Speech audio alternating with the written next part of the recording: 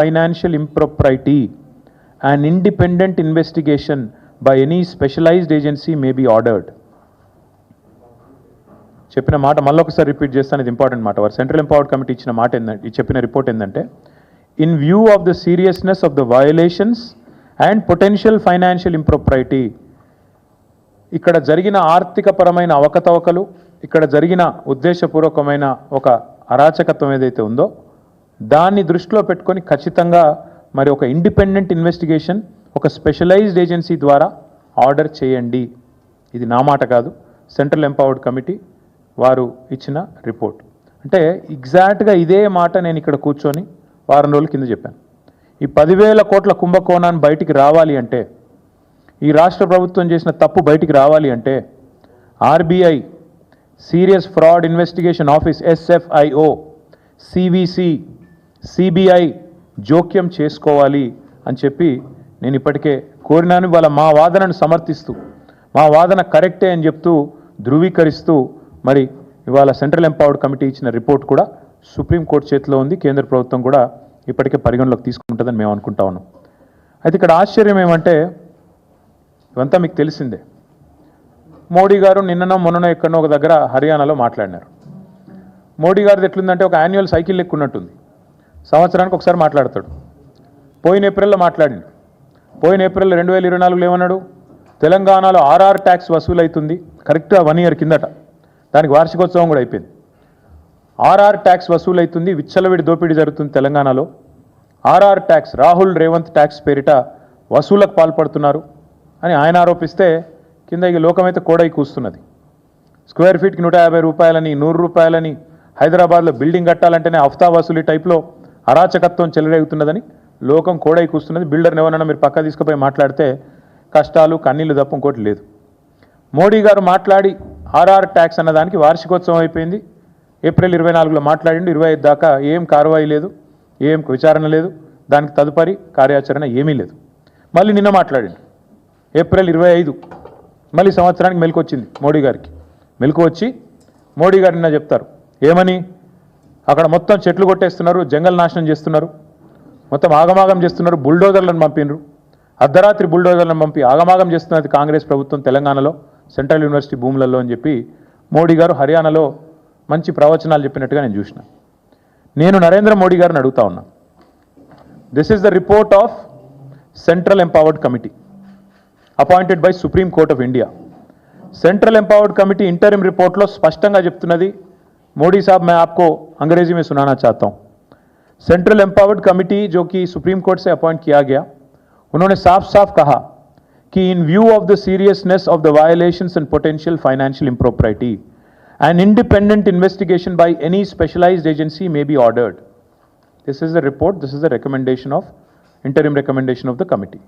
Now I am demanding BJP, I am demanding Prime Minister Modi, अगर आप तहे दिल से ये चाहते हो कि यहाँ के जो कांग्रेस हुकूमत ने जो गलत काम किया हैदराबाद सेंट्रल यूनिवर्सिटी में, इसका अगर सच बाहर लाना है, इसमें अगर जो दोषी है उनको अगर शिक्षा देना है, या ये आपका अगर एजेंडा है, आपका अगर इच्छा है, मैं पूछना चाहता हूँ आपसे, हमारे पार्टी के तरफ से, सेंट्रल एम्पावर्ड कमेटी कहने के बाद साफ साफ कि यहाँ पे फाइनेंशियल इम्प्रोप्राइटी है, वायोलेशंस हुए हैं, आप क्यों खामोश हो?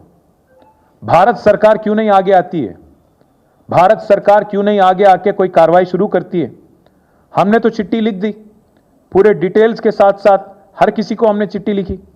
हमने लिखा हमारे पार्टी की तरफ से आरबीआई गवर्नर को, SFIO को, सीरियस फ्रॉड इन्वेस्टिगेशन ऑफिस को, साथ ही साथ हमने CVC को, सेंट्रल विजिलेंस कमिश्नर, CBI, हर किसी को हमने पूरा डिटेल के साथ, पूरा आधार के साथ हमने चिट्ठी लिखा. अगर वो बस नहीं है आपके लिए, अगर वो काफ़ी नहीं है आपके लिए, तो मैं पूछना चाहता हूं क्या ये सेंट्रल एम्पावर्ड कमेटी का रिपोर्ट भी आपके लिए काफ़ी नहीं है?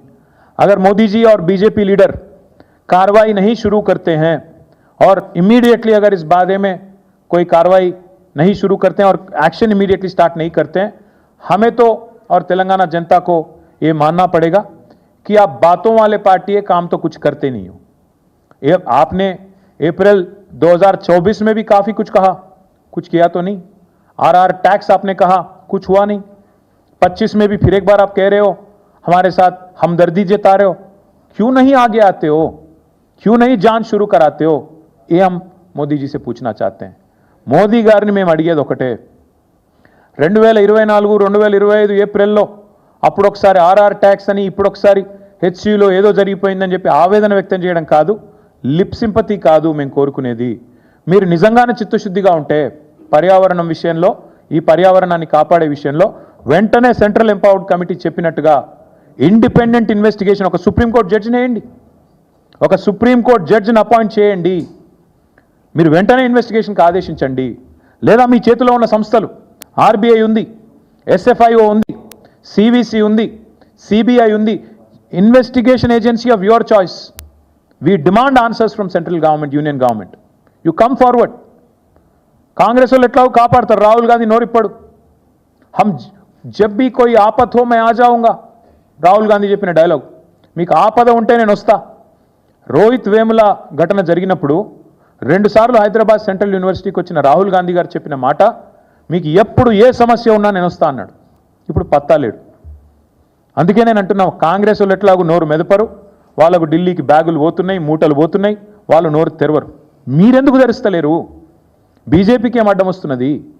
ఇంత స్పష్టంగా సెంట్రల్ ఎంపవర్డ్ కమిటీ చెప్పిన తర్వాత, వేలాది వృక్షాలు కులగొట్టినారని మీరే చెప్తున్న తర్వాత, అక్కడ జంతువులకు మరి జాగలేకుండా చేసి వాటి సావులకు కారణమవుతున్నారని చెప్పిన తర్వాత మీరెందుకు ఈ వెనక్కి పోతున్నారని అడుగుతా ఉన్నాం. ఇంకా సెంట్రల్ ఎంపవర్డ్ కమిటీ ఎంత సీరియస్ అలిగేషన్స్ చేసిందంటే, వాళ్ళు చెప్పిన రిపోర్ట్ ఇది, para number 49. The manner in which TGIIC cleared the land raises serious questions regarding both intent and procedure. వాళ్ళ ఉద్దేశాలు, వాళ్ళు ఏ పద్ధతిలో పోయారో రెండింటి మీద కూడా మాకు తీవ్రమైన అనుమానాలు ఉన్నాయి. ఇది సెంట్రల్ ఎంపవర్డ్ కమిటీ చెప్పిన మాట. ఇంతటితో ఆగలేదు, ఇంకా చాలా చెప్పారు. వారు state government should have ideally looked into these facts while constituting an expert committee. Forest like ఏరియానా కాదా చూసుకోవాలి కదా స్టేట్ గవర్నమెంట్ అన్నారు. అట్లాగే ఏం చెప్పారు, prevention and control of pollution act 1981, అదేవిధంగా వాటర్లో prevention and control of pollution act 1974, ఈ రెండింటికి సంబంధించి ఈఐఏ ఎన్వైరన్మెంటల్ ఇంపాక్ట్ అసెస్మెంట్ ఏదైతే జరగాలో, it appears to be a deliberate act by TGIIC to bypass environmental scrutiny.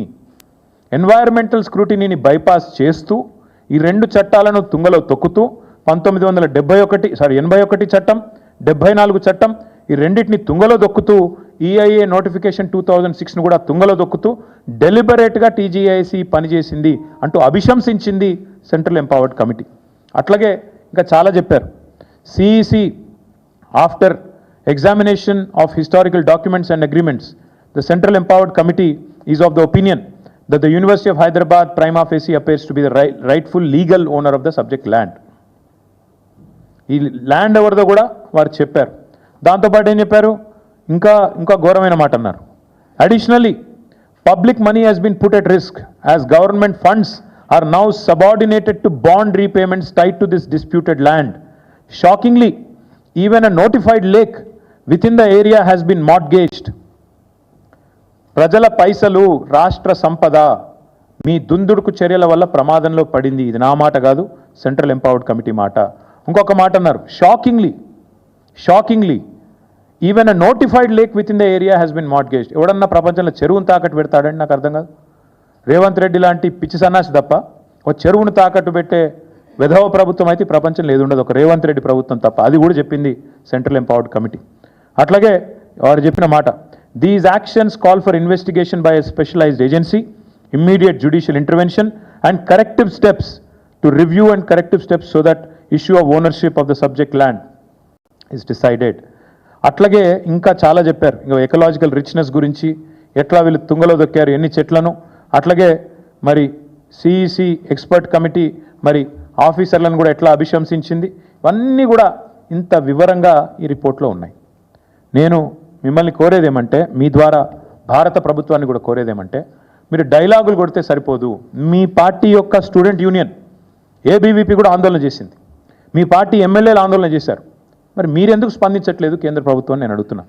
ఎందుకు రేవంత్ రెడ్డి గారి ప్రభుత్వాన్ని కాపాడే విషయంలో ఇంత ఆరాటపడుతున్నారని నేను అడుగుతా ఉన్నా. ఇక ముఖ్యమంత్రి గారి గురించి అయితే చెప్పాల్సిన అవసరం లేదు. ఆడ జింకలే లేవు, గుంటనక్కలు ఉన్నాయన్నారు. ఇవాళ గుంటనక్క ఎవరో సుప్రీంకోర్టు చెప్పింది. నిన్నటిదాకా ప్రచారం చేశారు, ఏఐ జనరేటెడ్ వీడియోలు అని చెప్పి కేసులు కూడా పెట్టారు. ఆఖరికి ఇంత మూర్ఖపు ప్రభుత్వం అంటే రీట్వీట్ చేస్తే కూడా కేసు పెట్టారు, ఏఐ జనరేటెడ్ వీడియోలని. అరే నేను అడుగుతా ఉన్నా, మరి నిన్న గవాయి గారు అన్నారు అది ఏఐ జనరేటెడ్ కాదు, మన్ను కాదు, మేము చూసినాం వీడియోలు, ఆ మూగజీవుల ఆర్తనాదాలు విన్నాం. మరి గవాయి గారి మీద కూడా కేసు పెడతావా? పెడతాడేమో రేవంత్ రెడ్డి, పెట్టినా పెడతాడు.